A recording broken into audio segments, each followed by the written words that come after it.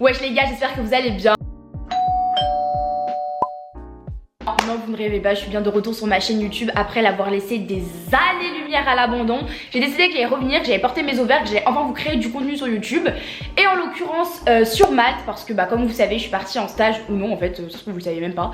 Et du coup je m'étais dit que c'était 1 milliard de fois mieux de vous répondre en vidéo qu'en stories, parce que j'avais tellement de trucs à vous raconter sur ma live que j'ai trop de choses à dire, donc on va commencer tout de suite.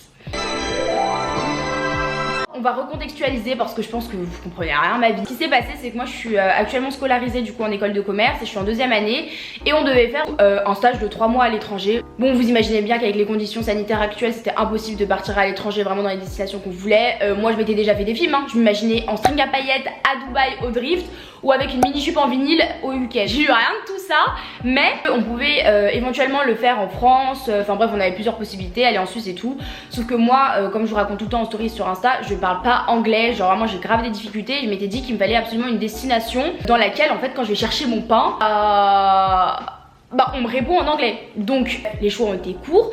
Je me suis dit je vais envoyer des CV du coup dans les pays du Nord parce que c'est des pays qui m'intéressent de ouf. J'ai envoyé des milliards de CV, personne ne voulait de moi, vraiment. C'était soit du télétravail, soit rien, soit clairement je ne devais pas. J'étais grave en panique, j'avais pas de stage, il me restait encore 1 mois avant de vraiment partir en stage dans les dates données par mon école. J'ai appelé en panique ma conseillère de stage et je lui ai dit il faut partir où, parce que j'ai pas envie de rester en France, j'ai pas envie d'aller à Paris parce que je me dis que c'est une opportunité que je peux avoir dans le futur. Et là c'est maintenant ou jamais pour trouver un stage à l'étranger et bref, où est-ce que je peux aller? Elle me dit je peux aller dans les pays de l'Est. Mes parents ils m'ont dit mais en fait ma belle tu vas rester à Lyon, tu vas pas dans les pays de l'Est. J'ai dit bon il y a quoi d'autre? Tu peux aller en Grèce, la Grèce à part faire bronzer mes miches à Mykonos ou Scorpios, je sais pas ce que j'allais faire là-bas, ou Malte. Et genre Malte c'était archi pas la destination que je voulais, vraiment pas du tout, parce que pour moi c'était genre une île qui était posée, qui était connue que pour l'été, pour ses soirées à Patcheville. Je connaissais 3 personnes qui étaient allées pour faire des séjours linguistiques une semaine en août. Pour moi c'était vraiment quelque chose de fictif, c'est pas une destination où on faisait des stages. Dans tous les cas, fallait bien que je me bouge les miches, j'avais envie de partir à l'étranger vivre une expérience seule, donc Malte s'est offert à moi. Ce que j'ai fait c'est que j'ai déposé des CV un petit peu de partout et j'ai contacté surtout une agence de conseil de service en fait qui vous trouve des stages à Malte ou des logements ou des séjours linguistiques. Et en fait moi quand j'ai posé mon CV pour trouver une entreprise anglaise à Malte, ils m'ont dit clairement est-ce que tu préfères bosser pour nous ou une entreprise anglaise? Et j'ai dit bah écoutez si vous me prenez sur le champ je signe direct, donc j'ai signé direct. Du coup je travaille pour eux, je travaille dans la communication marketing, j'ai vraiment pas de statut, je fais de tout, mais je fais du 40 heures par semaine et ça c'était vraiment un point que je voulais vous préciser, c'était que quand vous partez à l'étranger faire des stages, faites attention parce qu'il y a grave des normes qui sont différentes de la France. Moi 40 heures par semaine en télétravail ça m'a un peu surprise parce que du coup je fais du 9h-18h. Heureusement que je me suis fait des potes mais ça sera dans une autre partie, je vous expliquerai après. Parce que ça peut être vite long, vraiment.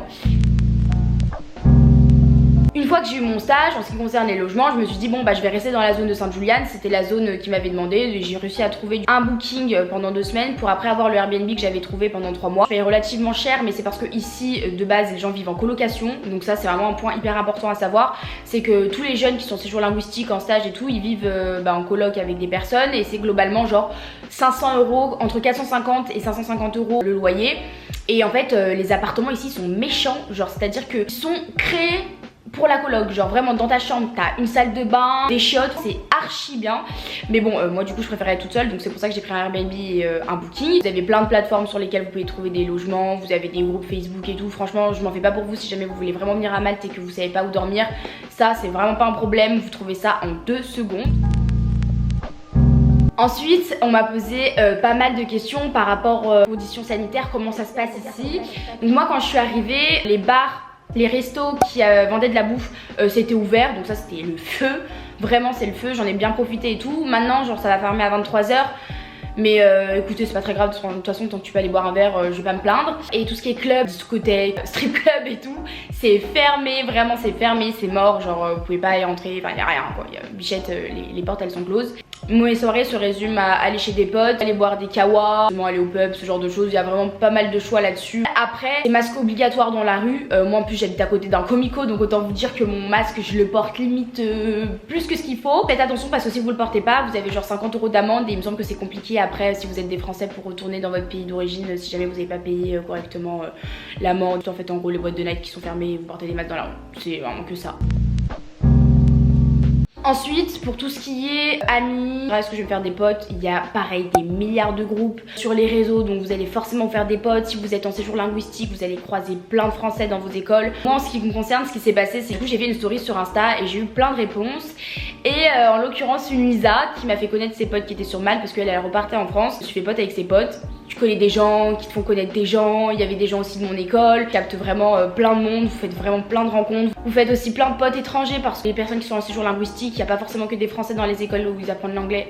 Il y a aussi genre des Japs, des Espagnols. C'est trop bien. Après, c'est clair que c'est pas forcément mon bail si vous voulez vraiment parler anglais. Mais de toute façon, ici, à part acheter ta baguette de pain et parler en anglais, tu parleras vraiment pas anglais parce que tout le monde est français quasiment. Je pense pas que ce soit une destination favorable à l'apprentissage de l'anglais hors école.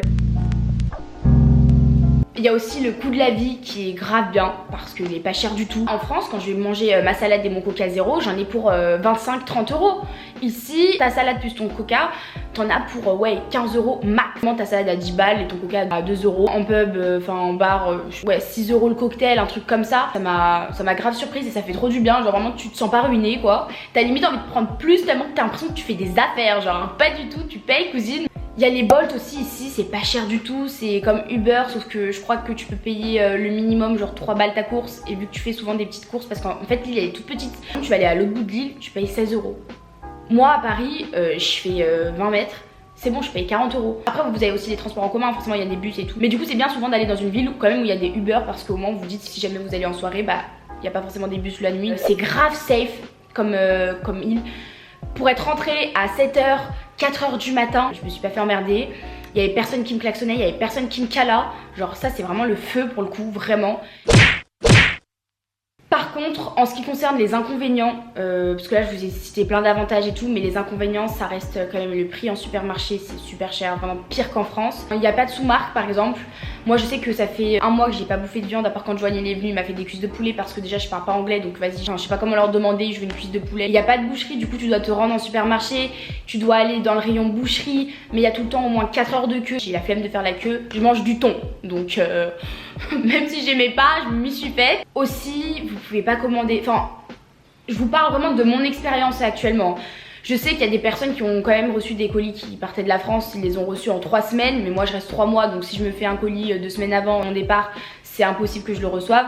Mais ouais, vous pouvez pas commander tout, c'est trop risqué. Là par exemple avec les fêtes et tout qui se sont passées, le Covid, il y a des colis qui sont jamais arrivés, qui sont coincés en Croatie. Donc je vous conseille pas. Par contre vous avez des centres commerciaux où vous pouvez retrouver Bershka, Zara, Mango. En plus c'est les collections actuelles que vous pouvez retrouver en France, donc ça c'est grave bien. Mais ouais, commandez pas parce que c'est beaucoup trop dangereux. Je crois que j'ai fait à peu près le tour. Moi j'essaie de vous raconter mon lifestyle ici et surtout pourquoi j'ai fini en stage à Malte, parce que c'était obligatoire pour moi de partir dans une destination qui était étrangère et surtout pour vivre une expérience seule parce que j'en avais jamais vécu. Mais ouais après c'est pas une vidéo hyper drôle hein, forcément, mais en tout cas j'espère que tout ce que je vous ai indiqué ça va vous servir. Mais n'hésitez pas surtout à me dire en commentaire s'il y a d'autres choses que vous voulez que j'aborde. Dans tous les cas je vais essayer de vous faire des vlogs et tout pour que vous puissiez voir parce qu'il fait beau ici. Un aperçu on va dire de l'île plus global. Vous avez plein de choses à visiter également, donc je vais vous faire voyager aussi avec moi. Donc voilà. Ah mais il veut quoi son chien? N'hésitez pas à commenter la vidéo, à la liker ou à vous abonner si ça vous chante. En tout cas moi je vous fais des gros bisous. J'espère que ma vidéo elle vous aura vraiment servi, que ça vous aura éclairé sur ma vie actuelle.